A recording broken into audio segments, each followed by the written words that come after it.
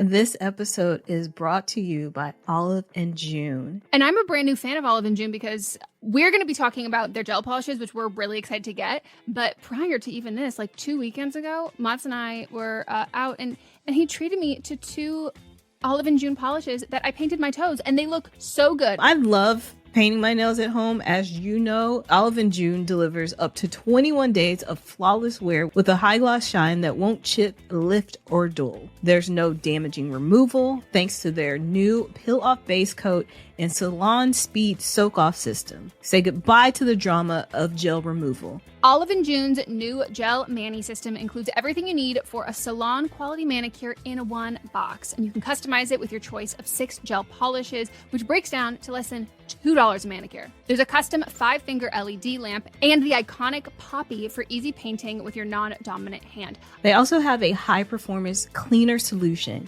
HEMA-free, 15-free, and always cruelty-free and vegan.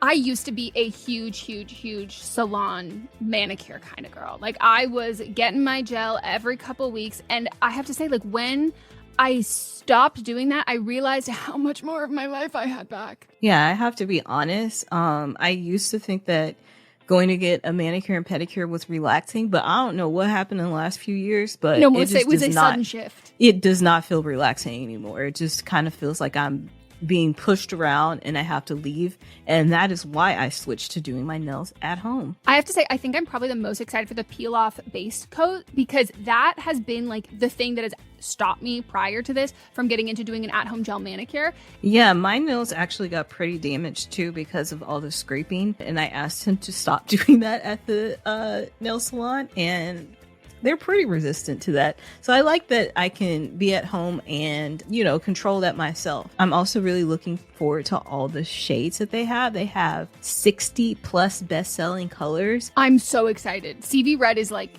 that, like perfect orangey red, which is like my favorite shade to wear. Visit oliveandjune.com/blame me for 20% off your first Olive & June gel mani system. That's OLIVEAND.com/BLAMEME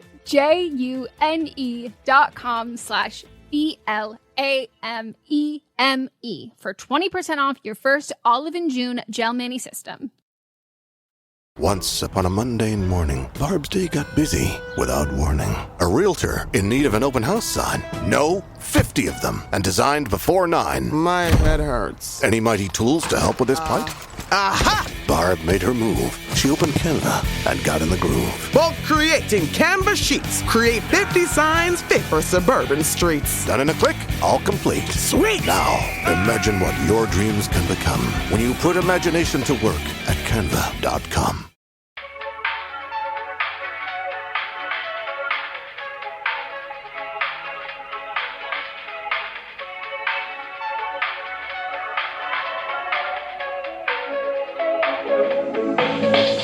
Hello, welcome to a brand new episode of But Am I Wrong? Welcome. Did you miss us last week? I hope so. I mean, you had us for a lot of episodes, just not that one. This one. Yeah. Why didn't we do it again? Oh, the power went out. Yep. What a time. What a time. Well, we're excited for you to be here with us today. I almost was going to start delivering a fake graduation speech.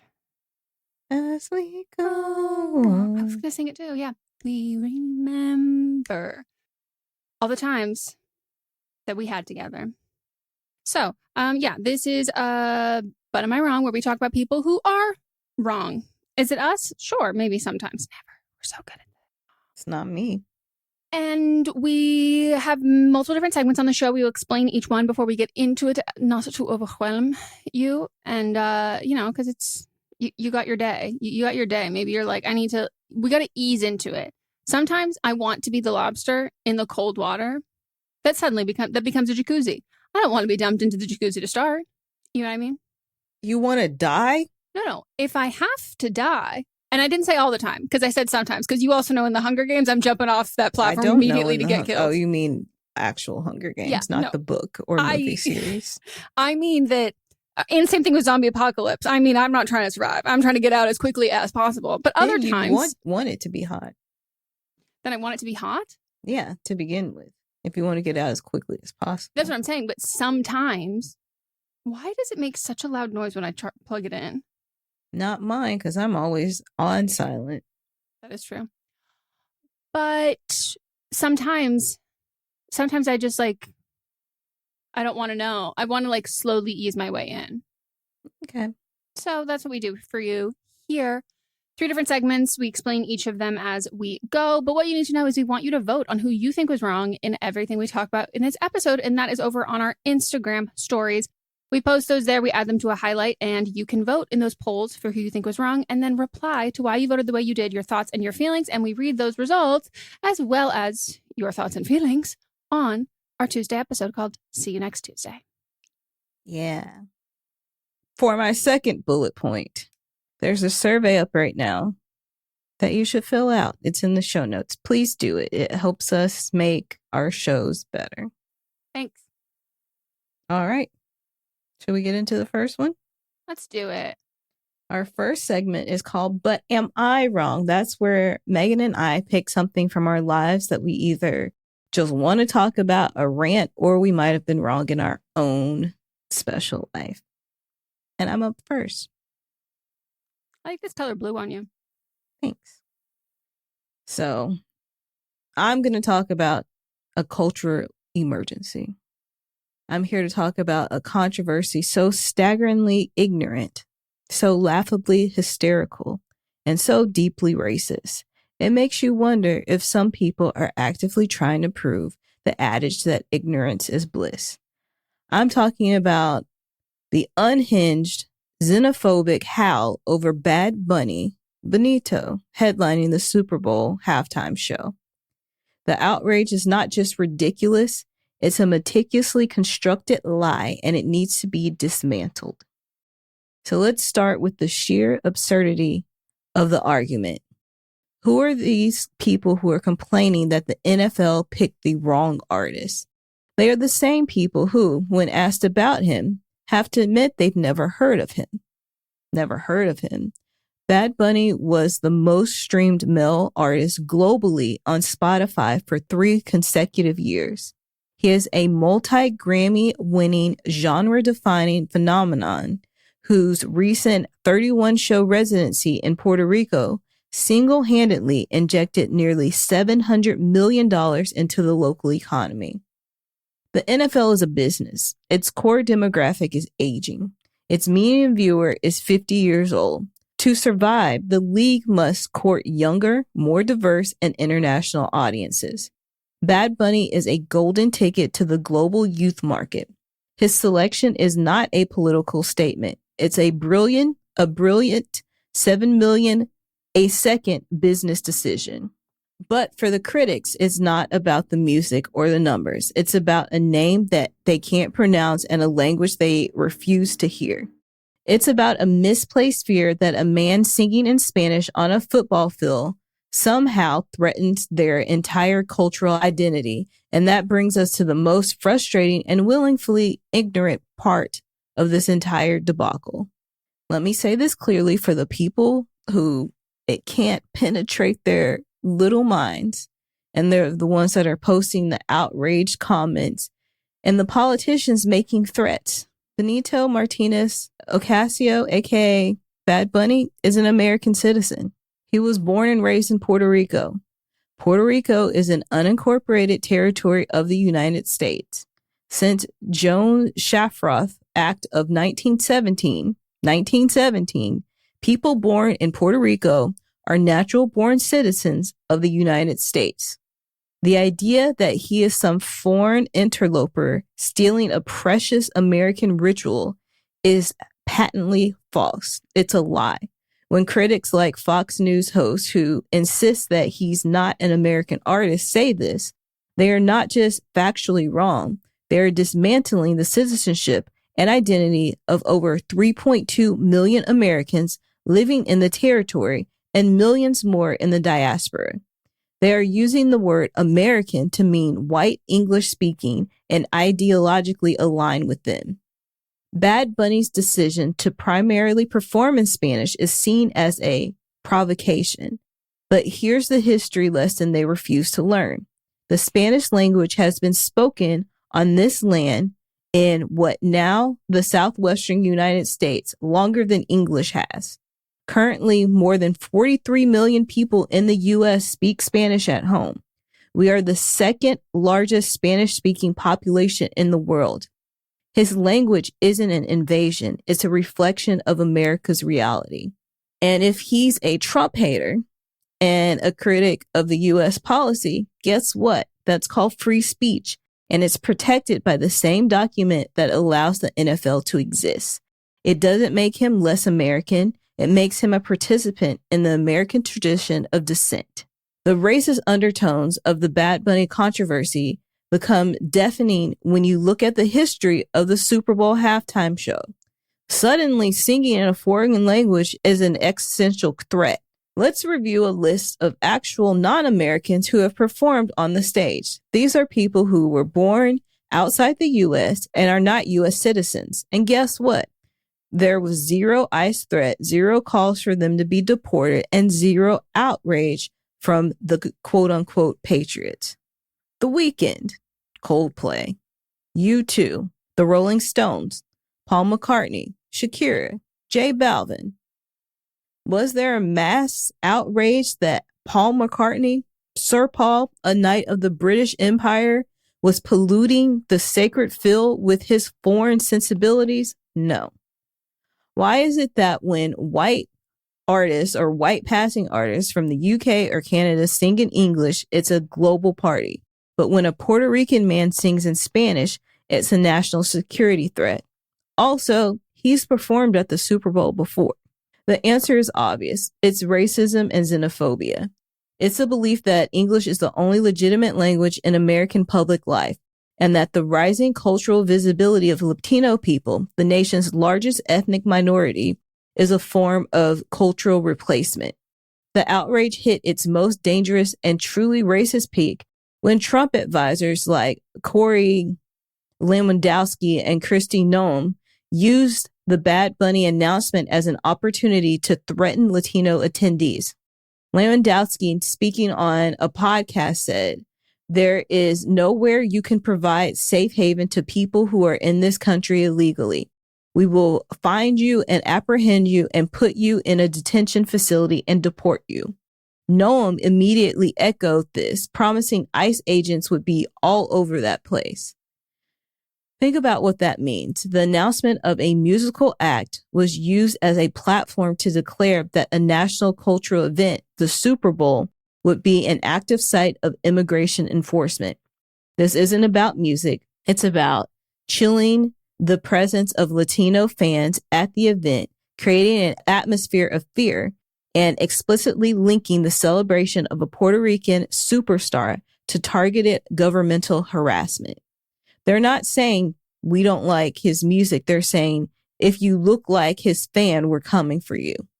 This is the exact reason why Bad Bunny himself has been an outspoken critic of Trump-era immigration policies and why he skipped the continental U.S. leg of his recent tour.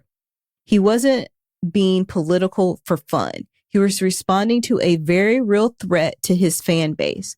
And when he stood up for his community, the opposition proved his point by threatening his community at the biggest event of his career. Bad Bunny's performance is not a degradation of American culture. It's an affirmation of what America actually sounds like now. It sounds global. It sounds young. And yes, it sounds like Spanish. The irony is that their fit of anti-immigrant, English-only rage, the critics are attacking a man who legally, fundamentally, and constitutionally American. They are so obsessed with clinging to a monochrome, monolingual past that they are missing the vibrancy of the diverse present. So let them watch in fear. Let them turn down the volume, because come Super Bowl Sunday, Bad Bunny, the American citizen, the global superstar, the cultural icon, is going to take that stage. He's going to speak his truth. He's going to sing his music. And the roar of the crowd from California to Puerto Rico is going to be the sound of an American that has long since moved past the petty fears of its most insecure critics. And if they don't understand what he's saying, as Bad Bunny himself quipped with a smile, you have 4 months to learn. Fantastic. I applaud. The two things that kill me is, one, the amount of Republicans were like, he's not even American. I go, do you know how many of you are benefiting from tax loopholes and tax breaks by moving your primary residence to Puerto Rico? Like, it's just like the Logan Paul did it. Like, I'm like, there's this idea that it's like, that is, well, no, that's not real America. I'm like, that, what? Like, and seeing even when people are talking about it on TV and being like, you genuinely did not know. Like, you truly did not know, or you are choosing to, when it fits your political narrative, decide what is and is not America. Insane. And the only question I have for Bad Bunny is, will he be performing his Calvin Klein ad on stage? And I found out that some people don't like that. They were like, had a visceral negative reaction to it. Ooh. Some people. And like, what do you mean? No. Like they were like, I love Bad Bunny, but like that gave me the ick. And like, I don't know that I've ever felt more divided. Like, I was like, wow, I didn't know that was an option. Like, I didn't know that it was an option to be like, yeah, that gave me the ick. And this is the first I'm hearing. Yeah. Like, I'm like, if you are, I don't know. To me, I was like, okay, yeah, I was not into the Jeremy Allen White one, but I didn't think that was an unpopular opinion. But like, you mean to tell me that you were like, I loved the Jeremy Allen White one, but ooh, that Bad Bunny one, that gave me the ick. What? I've rewatched it so many times. Many times. Me too. Yeah, I don't know. His response, especially like to specifically this criticism, I have found like his comedic timing in general is like so fucking, he's so very funny and smart. Yes. And that's like the part to it where it's like at first I'm laughing and then I'm like, oh damn. Like it's like there's so many layers to it. And yeah, this is just, again, I always have to ask, like, Republicans, like, you won. Why are you so mad? Like, they won't be mad until it's just white men across every form of media. That's all they're saying. Well, and I think it's I think it's like going to be worldwide, because I'm like, yeah, you're upset that, well, no, I'm saying like, you're upset that Puerto Rico is a part of the United States, but you also don't want Puerto Rico to not be a part of the United States. And so I'm like, and then I'm like, okay, so at what point is it like, no, I just want the entire world to look like me and be America. Like, it's just like, what, this control and this thing of like conquer all of this shit that I'm just like, okay, yeah, you're never going to be happy at all ever, because like, you're not going based off of, it's all run on power and control and fear. Mm-hmm. So yeah, you're obviously clearly not wrong. And I'm excited to look forward to a Super Bowl performance. Me too. Him hopping across the stage. I hope his knee's okay. He's like, yeah, I'm going to be doing some really tough choreography. I'm like, obsessed. Obsessed. All right, we're going to take a break, and when we get back, we'll get into Meghan.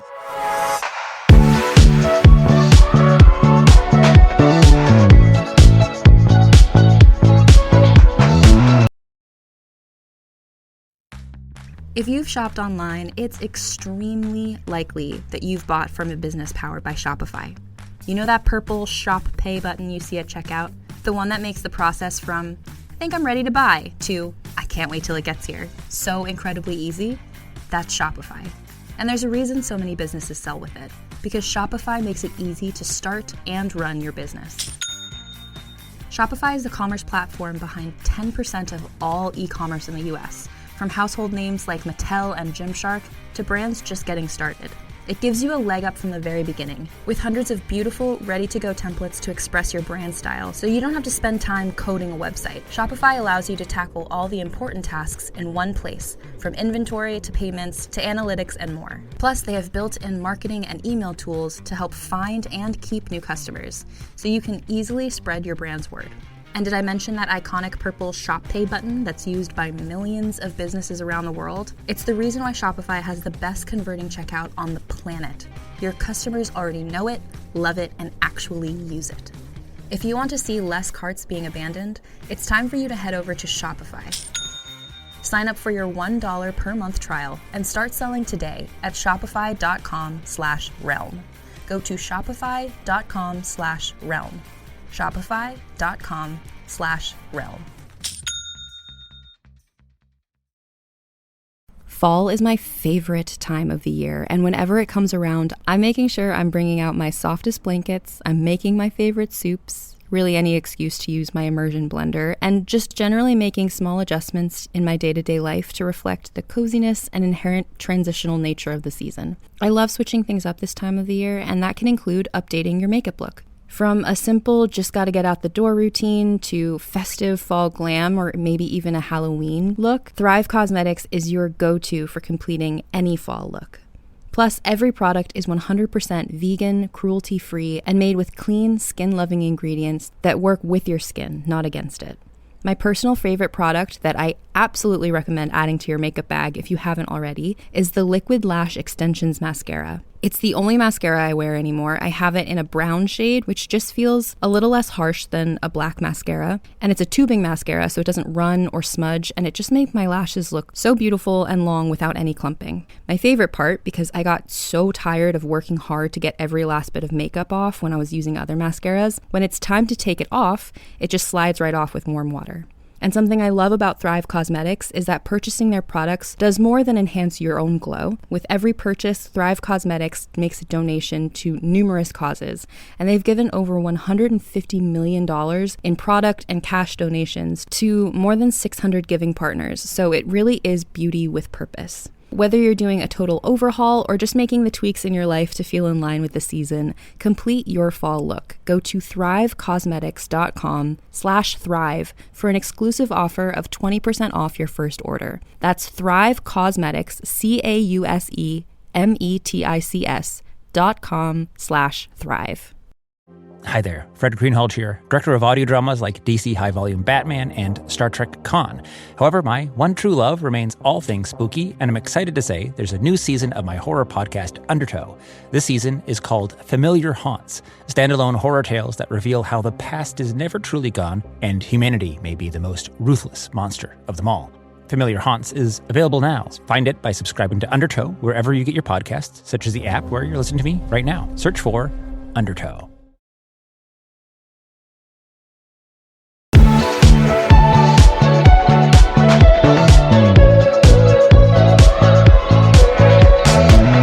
We are back. It is time for mine. And before I get into it, I want to say that I had an unknowing theme of my takes and the things I'm talking about on this episode. So I want to give everybody just kind of an insight to this theme. It's about brands behaving badly, but how criticism and discussion of these actions can elicit meaningful change, because discourse in itself is good and it makes people better. And is it related to Taylor Swift at all? No, but I do think it's a good reminder to take into for this specific circumstance, because when people, specifically Black women, are saying, hey, there are some dog whistles in a Taylor Swift lyrics, unintentionally or intentionally, there's phrasing that's like, okay, no, she's just saying that, the night is dark and bad and the daylight with her is white and bright and beautiful and good. And I'm like, for sure, she didn't invent that idea of juxtaposition of white good, black bad, but that in itself is rooted in racism. So it's a great time for us to unpack and discuss all of those things. And discussing that can only help her and listeners and people like me, white people in general, improve. Brands and billionaires are not a protected class that cannot be called in to improve. And we should always want our favorites to improve. That's not canceling someone. That's being like, hey, when you know better, you do better. And this is a specific example because I think often when I talk about different hot takes or different wrong of the weeks, it's like irredeemable. It's like people who have done irredeemable things and have doubled down on that. It doesn't have to be like that. So these ones have positive endings. So let's get into mine. My hot take is stop pink washing. For anyone who does not know, pink washing is, it's used in so many, there's rainbow washing that's used for pride, but anything where you're using a marginalized group, an organization, a group of people who need resources, help, or funding, whether that's for charity, whether it's for medical things or anything like that, using that to profit as a company or a corporation on the backs of saying that you're supporting this thing that you're not really doing. You're just kind of using it to make more money for yourself. And in this case, this brand, which is an activewear brand called Set Active, was doing some massive pinkwashing. And pinkwashing specifically is for breast cancer. It's Breast Cancer Awareness Month. And they released a Set for a Cure, which was like just a limited edition line of their clothes, of their sweats and like leggings and loungewear stuff in pink for Breast Cancer Awareness Month. And I'm not going to get into like this brand has like other problematic like things in their history, but they also operate on a brand that like, or like a company format that I just don't personally like, with the scarcity mindset of doing like limited edition drops, pre-orders of things that take forever to arrive. And it's like a panic buy. Like everything's like limited edition, really quick, get it.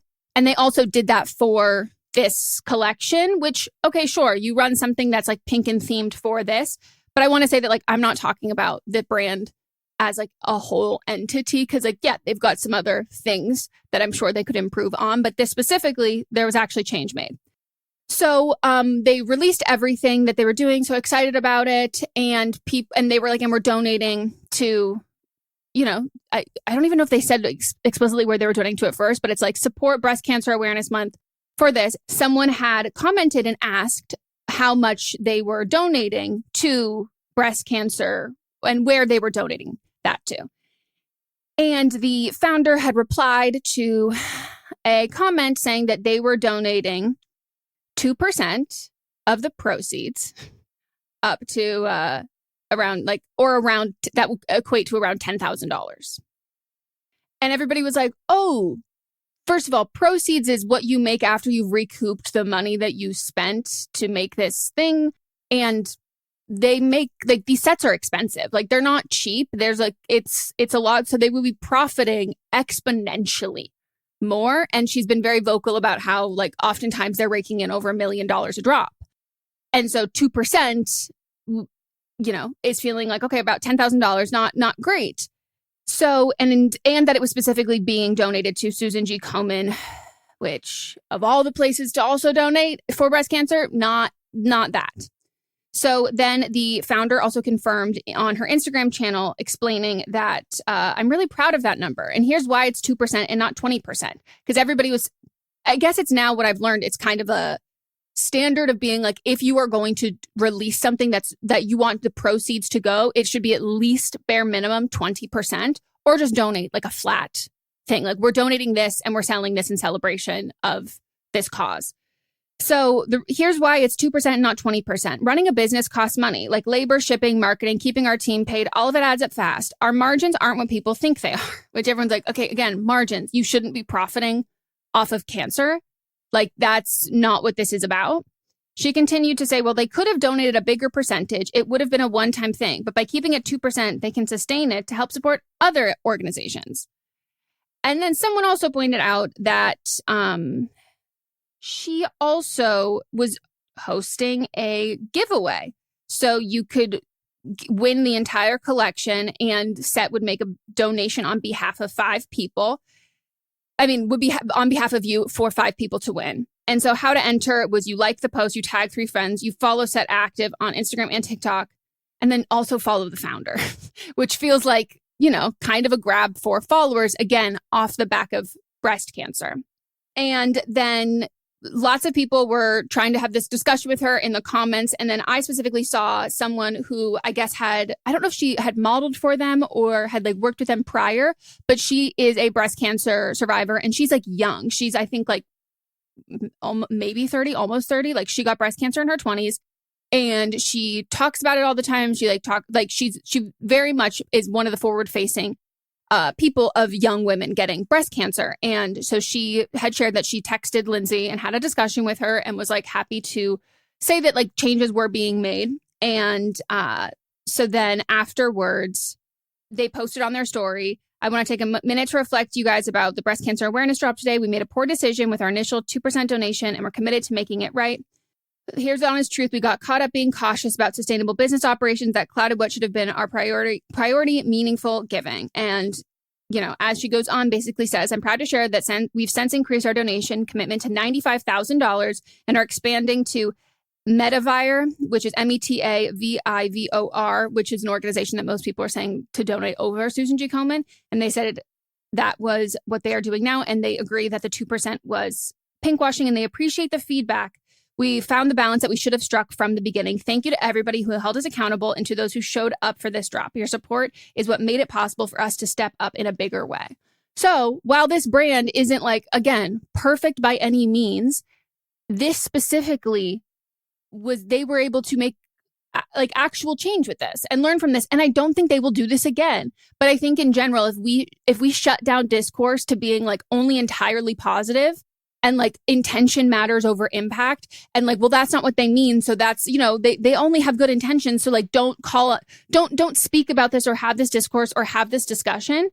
Specifically, people who are making money off of us, there is room for improvement for that, especially when you are the consumer of that thing. And I think we should always expect we expect a lot of people, and I think we should always expect that of brands and people who themselves are brands. And I think this was a really great improvement in something, and something to just be cautious of if you are shopping for anything for Breast Cancer Awareness Month, to make sure that you look at it shouldn't even be fine print. It should be very easily accessible. But if it is fine print about how much they're donating, if it is from the proceeds or if it is a flat fee, what they're donating even before, if it's not proceeds, if it's just they're donating on your purchase, up to how much certain of those dollars, and to what organizations of that. Because as always, the best place to put your money towards that will be just donating to the organizations themselves, not to specific products. But I think if you are looking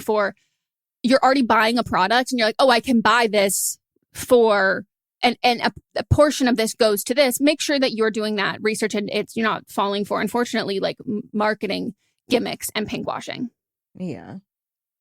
There were so many. I feel when I was in high school, college, you couldn't go anywhere without it being pink. And most of the time they were not donating to anybody. Nope. It was just, it's Breast Cancer Awareness Month. Let's just take advantage of this. Yeah, it was Valentine's Day. Yeah. And just make products pink. And there would be sections in stores that would be based on it. And it'd be rep your breast cancer. And I was rep what? It's Breast Cancer Awareness Month, rep your pink. And I'm for what? What's the meaning behind this? And I remember learning about the Susan G. Komen Fund as a kid, and about how hell of a lot of their money was used to sue anybody who used a pink ribbon. And it was holy shit. That's not where I want. If I'm donating to breast cancer, sure, most of theirs goes to salaries and education.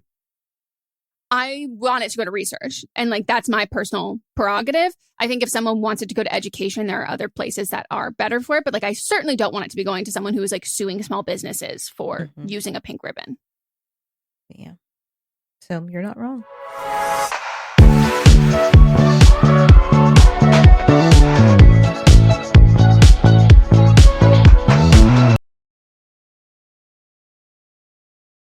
Welcome to the realms of peril and glory. Explore the mechanically magical vistas of Vale, the paranormal mysteries of liminal London, and the cyberpunk chaos of Cyborg. Be awed by our incredible guests from familiar shows like Oxventure and No Rolls Barred. Search Realms of Peril and Glory to find out more. Are you looking for a podcast where you can learn about the juiciest historical events and people, but it really feels like you're just gossiping with your girlfriends over a glass of wine or two? Well, that's why we created Right Answers Mostly, for what you didn't learn in history class, but you really wanted to. I'm your host, Claire Donald. And I'm Tess Palomo. Join us every Monday as we dive into the most iconic people and events and get ready to laugh along the way. We covered all from Titanic to Kris Jenner, Studio 54, Marie Antoinette, even cults and crimes such as Charles Manson and Jonestown, every Monday wherever you listen to your podcast. Because history is just gossip. Follow us at Right Answers Mostly for more. Hey, Michael. Hey, Tom. So big news to share, right? Yes, huge, monumental, earth-shaking. Heartbeat sound effect big. Meat is back. That's right. After a brief snack nap. We're coming back. We're picking snacks. We're eating snacks. We're rating snacks. Like the snackologists we were born to be. Mate is back. Mike and Tom eat snacks. Wherever you get your podcasts. Unless you get them from a snack machine, in which case, call us. Call us.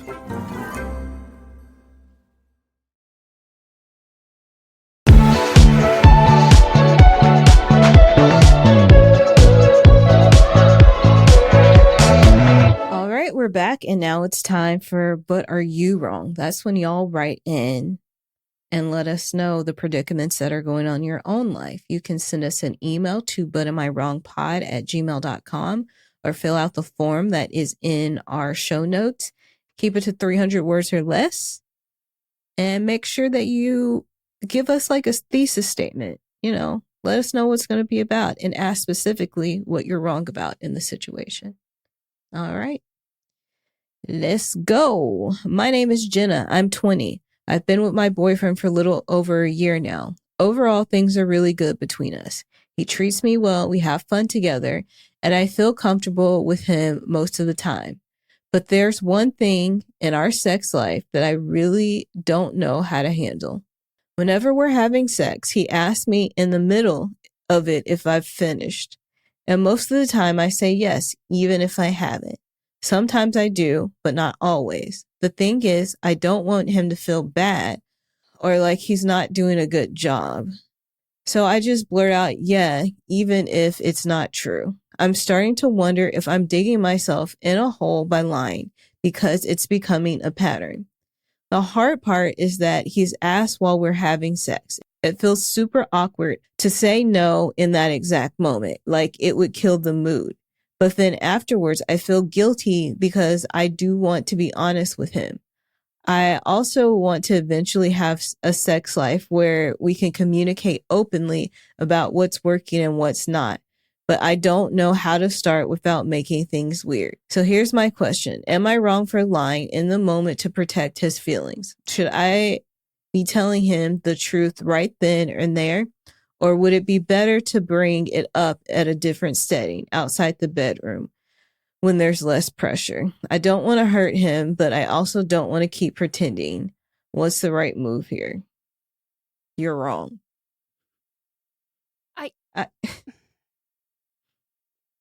You don't want him to think he's not doing a good job, but he's also not doing a good job. But it also might not be that he's not doing a good job. You're just not where you're at yet to be at a climax. Like, you have to let him know, like, keep going or go faster, go harder.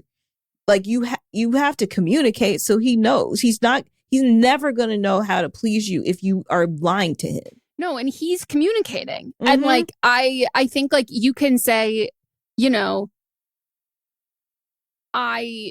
have to say in the exact moment that you're like, but like,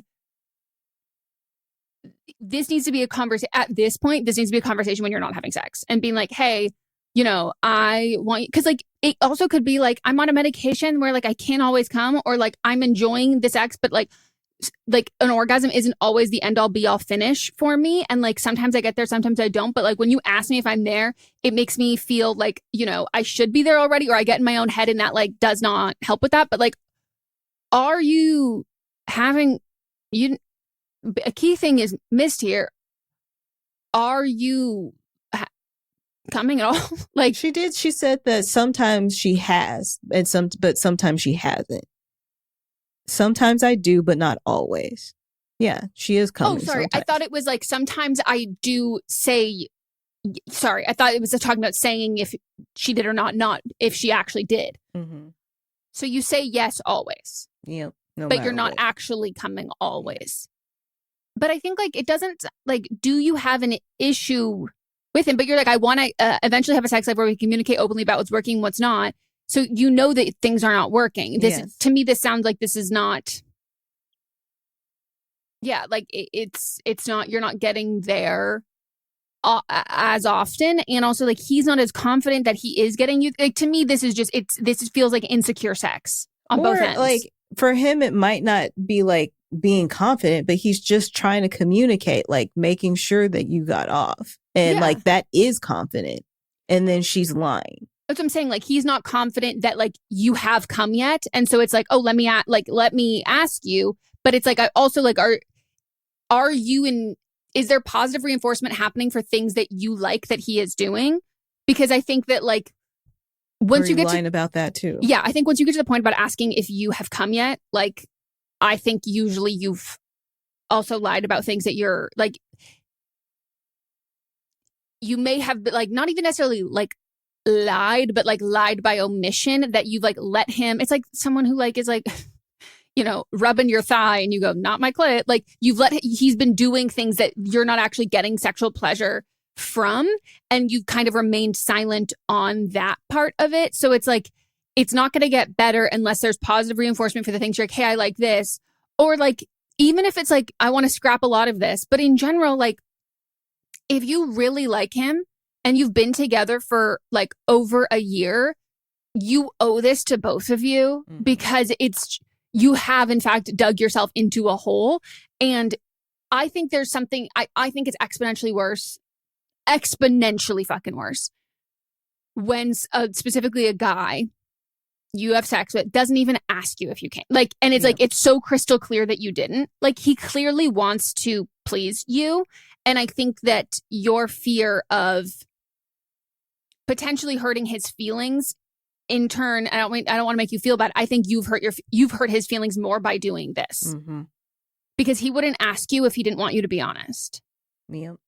And it's probably confused too, because he's like, yeah, I think he keeps asking you because he's like, I'm really still not sure. And like, I think he's also trying to give you the opportunity to be like, no, I have not yet. Because now he's like, okay, well, it felt like she didn't, but she's saying that she did, so I just want to check. And then like, so I should keep doing this thing, like, you know. And it's usually, if you are coming at all, if you say you came when you did and you didn't, men are gonna be like, that didn't feel the same, that wasn't this. And so, you know, I think your sex life will only get better, and if it like hurts his feelings, that's okay. And like, those feelings aren't permanent. And like that hurt feeling, it's like, well, shit, I wish you would have said something sooner. But like, those hurt feelings will be replaced by fucking, I'm the best of all time once he's great at, like, once you are being communicative with him and saying what you like, and he's seeing that reward, like seeing that like on the other side, he clearly wants to please you. Finding out that he's not doing it will suck in the moment, but like, will just make him want to try harder and do better. Yeah.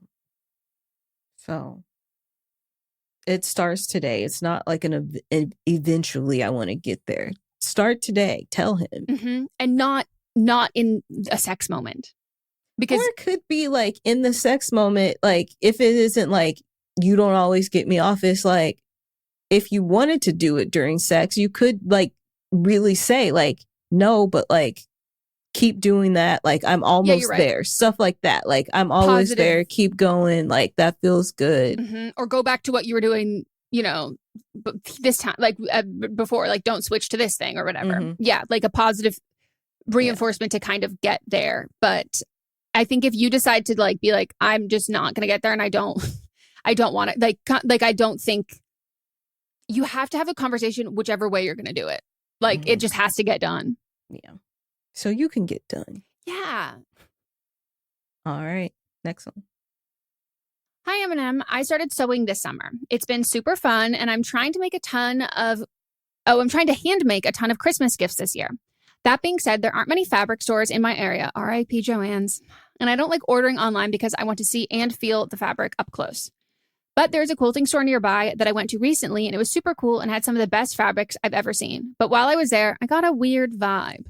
The workers were all women and dressed a little Amishy. I'm in a very conservative part of my southern state for school, so I figured it was just highly religious. I also realized that the quilting store was part of a very large, popular tourist attraction with restaurants, blacksmiths, and different markets.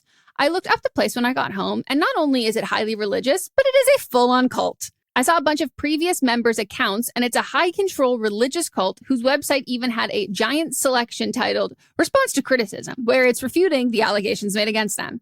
I was very taken aback and originally wanted nothing to do with them, but I can't stop thinking about those fabrics. Would I be wrong to continue to buy fabrics from a cult? It sounds insane to say, but I don't have any other options that measure up. I also want to note that this place is hella popular for tourists, and so there's no way that they are strapped for cash. Even she told us the place, and I'm already off put as soon as I get there. Oh, I'm off put by the name. Yeah. No, you can't do this. Is there a way where you can get the information? Like you can go get the information about the fabric, leave, and then order that fabric online because you've touched it then. Yeah, find the ex-members and be like, yo, where do they get these fabrics? And also take pictures of the fabrics, reverse Google image search. Yeah. Like and I feel like there's a tab on the that thing, that cardboard thing that it's rolled up on. Like there's information about it. Can you just get the information? Unless like they're so Amish that they're like shearing the sheep themselves and like making They're not yarn. Amish. Let's not put this on the Amish. No. But they're so horse and buggy. Okay. They're so covered wagon. Mm-hmm. They're so churn of their own butter that they are shearing the sheep. They are spinning their own wool and they are weaving their own fabrics. If that is the case, then I think you've got a much bigger hobby than just sewing to start. Like, I think that you get a sheep, you get some razors, you do this yourself. If you have never spun your own yarn from wool, it is fun. It's a good time. So I do think that you fundamentally cannot shop here. Also because like this is we're on the website. This is also the location. There seems to be a couple other stores that aren't, I know they're not in town, but they're not that far away. Yeah, and like I just have to say, this location and cults do not have a good history. So they might be the children of that. Yeah, that's what I'm saying. I think that this might be we have risen from the ashes. We're back. Like this is like it's not the place to, it's not the thing to support, and it's really not the thing to support in the place that's supporting it. Yeah. Yeah, there's I'm afraid. I am too, but there are they also look kind of culty too.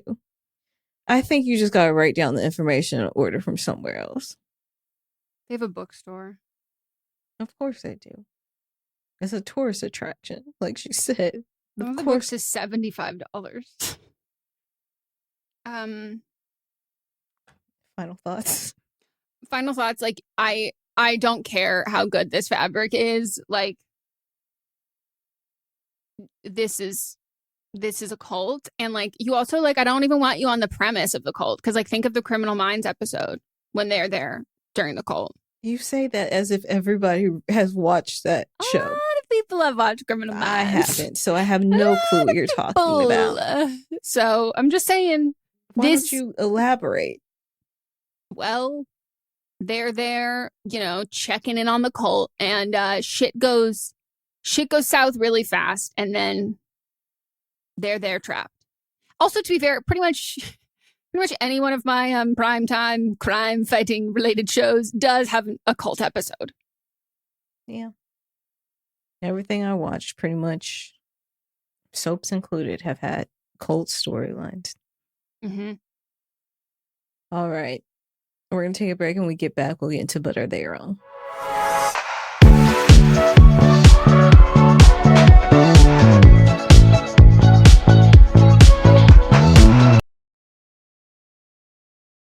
There are vampires out there. They're beside you in the darkness, but what people don't understand is that they're not monsters. They're just going to work, living their unlives. But we are a dying breed. Those who came before me, they are fearful and are not content to sit back and just disappear. And they'll do anything to fix that. From the creators of Parkdale Haunt comes Woodbine, a podcast about monsters, dreams, and changes, those you want and those you never saw coming.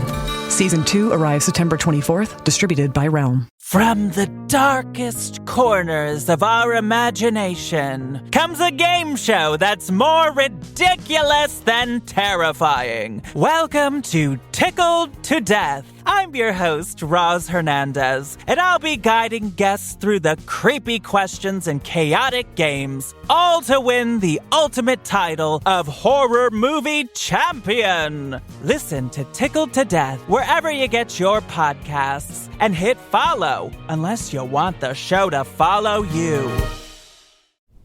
Look, there are a lot of celebrity interview podcasts out there, but there's only one, Happy, Sad, Confused. I'm Josh Horowitz, and yeah, I'm the host of the show, so I'm a little biased, but truly, Happy, Sad, Confused is the place for nerdy and intimate conversations with all your favorite actors and filmmakers. From Andrew Garfield and Scarlett Johansson to Christopher Nolan, casting what-ifs, backstage stories, and much more. Listen to Happy, Sad, Confused on Apple Podcasts, Spotify, or wherever you get your podcasts.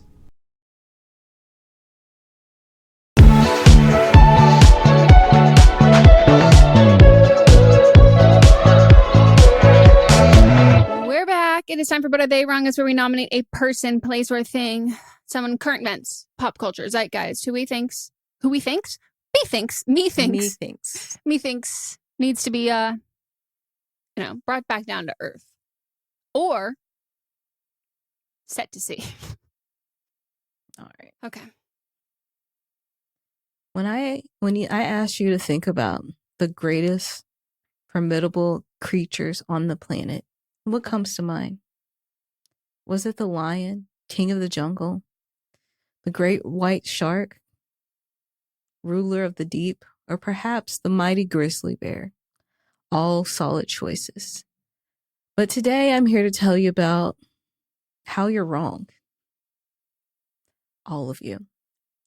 Because the single most terrifying, bloodthirsty creature walking, or rather leaping, among us today is the humble, bushy-tailed, acorn-crazed squirrel. I know what you're thinking. A squirrel. Yes, and I have one town to thank for this chilling realization. San Rafael, California. Now we're going to get into the nuts and bolts of terror. You're crazy. For decades, we have been lulled into a false sense of security by these fluffy-tailed bandits. We see them, we ignore them, maybe we toss them a peanut and feel like a Disney princess. But San Rafael, did I say it right that time? Rafael. But San Rafael, which Meghan says that's how people in California pronounce it. It's quite literally in Marin. That's one of my, it's right there. The veil was lifted. The reality hit harder than a tiny, angry, four-legged buzzsaw. Residents there reported a series of attacks that were so vicious, so utterly unprovoked, they sounded like a scene from a low-budget horror film called Night of the Nutcracker. What's wrong with you? You went nuts. You went nuts on this. This is fantastic. The word choice is beautiful. The star victim was a woman named Joan Heblack. She was enjoying a peaceful morning walk when, and I quote, "the rodent came out of nowhere. It didn't pause for pleasantries. It didn't ask for spare change. It simply clamped down on her leg." Joan later recounted, and this is the image that really keeps me up at night. The tail was flying up here. Imagine the sheer terror. A fluffy brown blur, a set of tiny razor-sharp claws, and a tail flying like a tiny, furry helicopter of doom.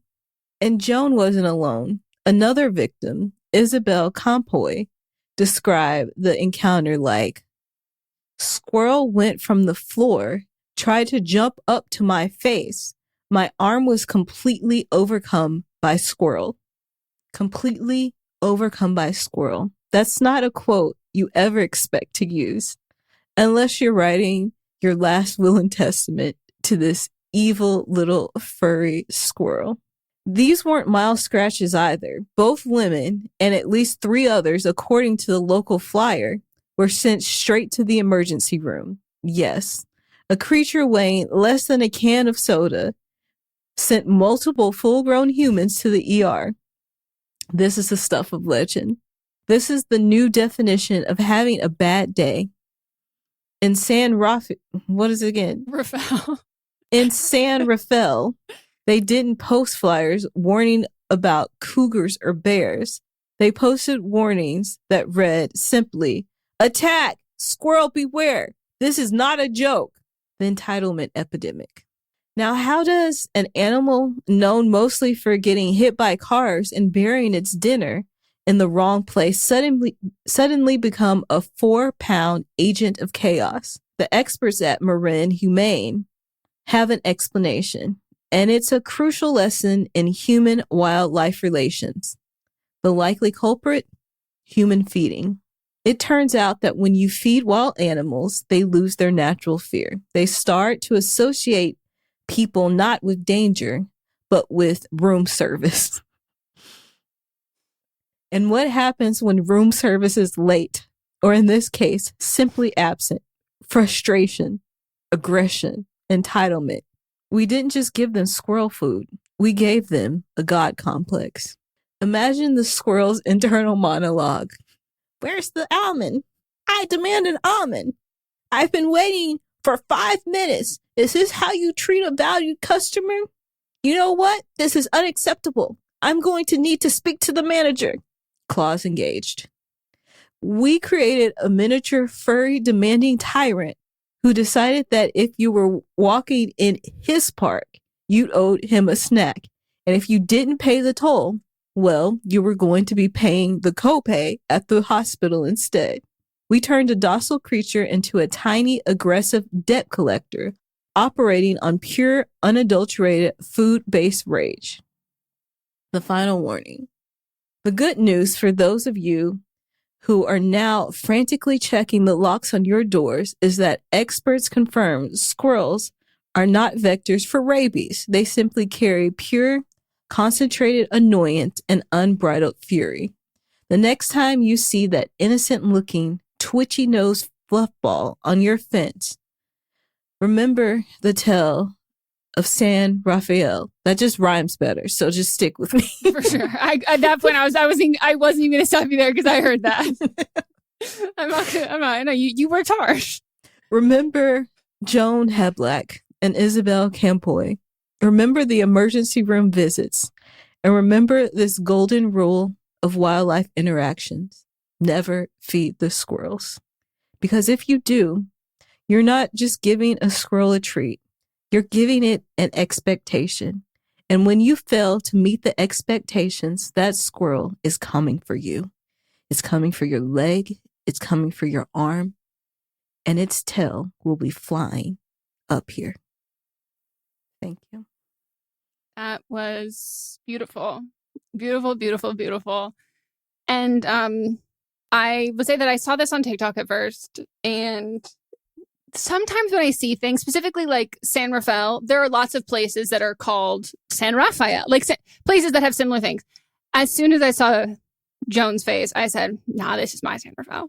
This is without a doubt happening in Marin. And the comments people being like, oh my God, why is it just attacking all these white old people? And I was in response to going, you guys, that's all the squirrel had. The squirrel doesn't necessarily have it. Maybe the squirrel migrated for a taste of that milky white flesh, and that milky white aged flesh in particular. But also ample access. This is, oh my God, I just think it's in general so funny because Marin people are like so like one with nature, so crunchy. So like they have been without a motherfucking doubt feeding this goddamn fucking squirrel, and this squirrel has snapped.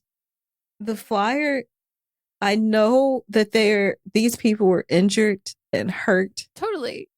But why does the flyer look like that? Yeah. Why? I think you have to remember who was behind the flyer. Who was making the flyer. It is the way that I need to like reach out to anybody, like everybody who's like still in Marin, being like, have you heard about this? Everybody. Speaking of, let me send you something I just saw. Like it is just, this is just, it's so fucking funny to me. And like, this is in fact breaking news in Marin because like truly nothing fucking happens. And I love, it's keeping them on their toes.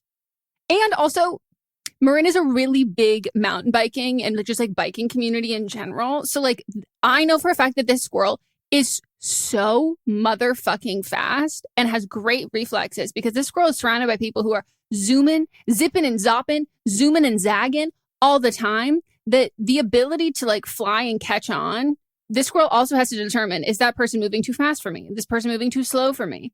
The attack level and the fact that like, it's also so indicative of the air. Like, this squirrel does not have rabies. This squirrel is just a bitch. Yeah. And so people still have to go to the hospital. You know, they have to do all these other things to it. But the squirrel's not being euthanized because they're like, well, no, we still love animals, but just like fair warning, wear long sleeves, maybe some bite-proof clothing. And it's just so funny because this squirrel's going to keep terrorizing for however long that they're on this earth. And I love it. I want to be like, who pissed you off at first? Yeah. Like, yeah, the first person that was like, I'm not feeding you. That's who it was. And also, like, who was the real first victim, the one who was cited, or was it someone who was deeply embarrassed that they got attacked by a squirrel and they kept it to themselves? Or it's one of those 5 people that weren't named. Yeah. Or 3 other people that weren't named. Anonymous survivors of the squirrel bite. I'm addicted. And I love when my small little town gets in the news, because you should know it is never for quite literally anything good. And it's always for something deeply entertaining. Like the time George W. Bush name checked Marin County. For what? Well, he was talking about the man who was in the Taliban, who babysat me for a little bit for that one time. Yep. And he was like, you really upset people in Marin, because I think he called us a bunch of like drugged hippies or something, which he's not wrong. The first time I smelled weed the first time I ever like was around weed consciously as a teenager, I was like, this is what my childhood smelled like. This makes sense. That everybody was mad, and he was like, okay, like, sorry, from like they're upset in their hot tubs, smoking their doobies. Like, it was something wild like that. And I thought that was funny. Though you are not going to find George W. Bush. Wow, he's so cute. We love him here. I need everybody online to stop with that. This isn't the place. This is not the fuck. And I need you to fucking stop online doing that. It's weird. It's I didn't fucking weird. see it until you told me about it, and then I saw an epidemic. a few, and then it stopped. Thank God. So let's move on. Anyways. All right, you're up.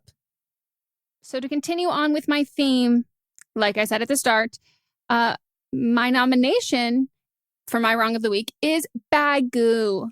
Baggu makes things that have loud fabric. They make it started with making like reusable tote bags and stuff. And so the big thing is like a lot of it's reusable. It has gotten into the same thing with like Stanley cups and like hydro flasks of like reusable things, people still collecting them in mass amounts. So because of that, they've done like collaborations with artists. They had a scandal where they collaborated with an artist who I think like used AI to like render the art and the print and all of this kind of stuff. So they are not, again, similar to Set, they are not immune to participating in a scandal, but they are still like a brand that people similar to Set like love, like have this like fandom kind of behavior for. And so a couple weeks ago, Baggu announced that they were doing a newly opening a store on Valencia Street in the Mission in San Francisco. And the artwork for it and like for the announcement of the store and for like, you know, come to the store, blah, blah, blah, for limited time was them using the BART logo And if anyone doesn't know, BART is the public transit in San Francisco. Like, BART is our thing. BART has some haters, but BART has gotten me places I wouldn't have never gone before without BART. Like, BART is crucial. It is like a staple for Bay Area people in general, kids. Like, it is a mainstay, been around forever. But BART is also deeply, deeply, deeply broke. Like, broke, underfunded, government funding, like struggling. And in places like, Los Angeles, we do not have a public transit system that functions to that level. And so when you... I was about to say, hold up, we're getting there. Yes, but I'm saying when you take away funding for one that is already existing and you let that fall to the wayside, it's so hard to get that to build back up again versus, it's hard enough trying to implement it in our city that doesn't have one to that level yet. So they were making water bottles, hats, stickers with the BART logo. It is quite literally the exact logo. And BART went to the store opening, and one of the things that was like advertised with people like lining up on the street for the opening of the store was that you could get it was the only place they were selling this like exclusive BART merch. And there's been like some discourse of people saying like, oh, it was only like it was like they were giving away some of this BART stuff for free for the first couple people who were there. So like, therefore it's not infringing on it because they didn't profit off it. But then other people were like, well, no, it was like gift with purchase. So there's all of these different aspects of that. But at the end of the day, BART went to their I'm assuming it was their social media manager, but a representative from BART went and interviewed people in line and was like, hey, why are you here? Like, were you excited? Like, what made you want to come to this? And they were like, I am like a San Francisco native. Like, I love Baggu. I love BART. Like, BART is so underfunded. Like, I'm so here to support BART. Like, we all need to support things like this. And like, I thought, what better way to support than with like Baggu merch? Like, and I guess it's such a cool collab. And then they were like, what if we told you this was not a collab and we had no idea they were doing this? And immediately everybody in line was like, what? Are you kidding?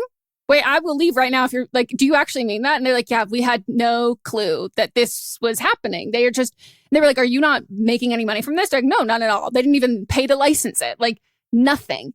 And everybody was like up in arms, so upset because again, like, you are only selling to this one location that has the thing that you are putting on your merchandise that they're like, cool, I want this because it's BART. And I care about BART because I live in San Francisco and I use BART. And I want BART to have money. And like, what do you mean you're coming in here? Like, you have no affiliation with it. Like, that's like doing something that's like, the Met related that you are selling outside the Met. And you're like, oh my gosh, amazing, wonderful. And it's like, yeah, no, but it's not actually, they're not going to get anything for this. And it's like, what? You're specifically going to the people who would be who would buy this and be the most upset that this is not actually what you're saying it is. So a worker at Baggu did gave an interview saying that the customers received the BART looking branded items as a gift with purchase and that they already sold out by Saturday night. So the social media team, we are really stoked that Baggu loves our awesome branding, but BART is in a financial crisis right now and we could have used that money from an actual partnership to help you get around, saying that it was misleading. And the BART writers were saying that it was misleading at best, but also this intentionally feels shitty. So Baggu has now released a statement saying we are amazed by the response to the free gifts and we are now in touch with the BART team about an official collaboration. And BART confirmed a collaboration, but said in a statement that the agency would have liked to be contacted before they made merch with our logo. So a lot of people are saying like, too little, too late. This feels shitty. But a lot of other people are saying, okay, keeping it in limbo right now. But if they do come out with a collaboration with BART, I'm going to have to assume that BART is comfortable with the terms of this now and that they are paying for this and doing this. So if it comes out, I support it. But if they're just in talks and they never actually work together, yeah, maybe this is the end of the support for Baggu. But this is why discourse is so important for us to have these discussions, because a lot of the time you don't know these things are. Other people are privy to more information than we are, and we can make better decisions when we have more information. Yep, agree. I was unfamiliar with Baggu, but I saw a post about this, and I was like, what is, it took a second for me to realize what was actually going on. Mm-hmm. And then I was like, that's messed up. Why would you do that? Such a random thing. Like, it's so niche to, like, rip off of, you know? Like, it's just, like, so odd. Like, it's not like still, it'd even be bad if you do it. Like, I'm not a huge fan of, like, Goodwill as, like, making way more profit from their items and not, you know, using it to rebuild the community in the same way. But, like, still, that is, like, universally everybody knows. Like, okay, woo. But, like, to have something that's, like, to intentionally screw over the only people who know who would buy this thing, it's just, it feels so odd and specific. Like, you could do anything. You could do other things that I'm sure, like, would not be legal and, like, is, like, poor licensing issues of not actually licensing it with things that are, like, not like, government funded. Like, in San Francisco, while you are opening in San Francisco. Like, I'm sure, like, there are certain aspects of, like, certain artwork of the Golden Gate Bridge that are trademarked that, like, you can't necessarily use. But, like, you could have done that, and there's, like, you can plead the ignorance, but being like, you literally named this after our public transportation system and use the public transportation logo, and then thought that they weren't going to know. Like, I want to know what the bigger plan was, because I was maybe they thought that since it was public transportation, that it was public domain. That has to be, like, the only explanation. But, like, they don't have a lawyer. That's what I was so they're way too big of a brand. And I saw some people being like, you guys, like, come on, let's be like nice, or a small brand. And I was like, I don't know how small you could be at that point. And, like, I don't know, like, you have to have at least a lawyer around when you're, like, signing a lease. Like, you're looking at those contracts. Like, licensing is such a huge thing. Mm-hmm. And this isn't like, Baggu's not one of those sites where, like, you can upload your own art, and it's not like Redbubble where they, like, print it on there for you. And they've done, like, collabs before. So I'm like, so you know how this works. But you're right. They probably just thought government, public transit, public domain, free. Yep. You're right. That's the only explanation. All right, Meghan. All right, Melisa. We'll be back on Tuesday for See You Next Tuesday. Wednesday, you got a little break there. Thursday, wait. Actually, there won't be a See You Next Tuesday, right? No. Yeah. Correct. I don't know. There's not. Okay. Because we would have already recorded it. No See You Next Tuesday. Thursday, you've got Don't Blame Me. Friday, you got Fisting Friday. And then we'll be back with But Am I Wrong? All right. We will circle back. Bye. This is a Sister Sign production hosted by me, Megan Rinks. And me, Melissa D. Montz, plus Diamond Imprint Productions. Post-production by Coco Lorenz. Production assistance by Melanie D. Watson. And music by Ryan Hunter and Giacomo Picasso. Legendary stories, awe-inspiring sound, and endless adventure. Welcome to the realms of peril and glory. Explore the mechanically magical vistas of Vale, the paranormal mysteries of liminal London, and the cyberpunk chaos of Cyborg. Fall in love with our core cast, or be awed by our incredible guests from familiar shows like Oxventure, Three Black Halflings, and No Rolls Barred. Ignite your imagination and discover the realms of peril and glory today. Go to realmspod.com or search Realms of Peril and Glory wherever you listen to podcasts. Ticklish business any way you look at it. Come on, we'll stick together. Love movies? Love classic movies? So do we. Ticklish Business is the podcast where classic film is discussed in modern times. Hosted by me, film journalist Kristen Lopez, and my co-host, author Emily Edwards, we dive into the golden age of cinema with fun, heart, and serious expertise. As published film historians and lifelong classic movie buffs, we bring insider insights, deep research, and lively debates with a variety of special guests, ranging from celebrities like Holly Madison to TCM luminaries Dave Karger and Eddie Muller, and even family members of old Hollywood legends. Subscribe now to Ticklish Business on your favorite podcast app, and let's talk about old Hollywood today. From the podcast that brought you to each of the last lesbian bars in the country and back in time through the sapphic history that shaped them, comes a brand new season of cruising beyond the bars. This is your host, Sarah Gabrielli, and I've spent the past year interviewing history-making lesbians and queer folks about all kinds of queer spaces, from bookstores to farms to line dancing and much more. For 11 years, every night women slept illegally on the common. We would move down to the West Indies to form a lesbian nation. Meg Kristen coined the phrase women's music, but she would have liked to say it was lesbian music. And that's kind of the origins of the Comedy River Collective.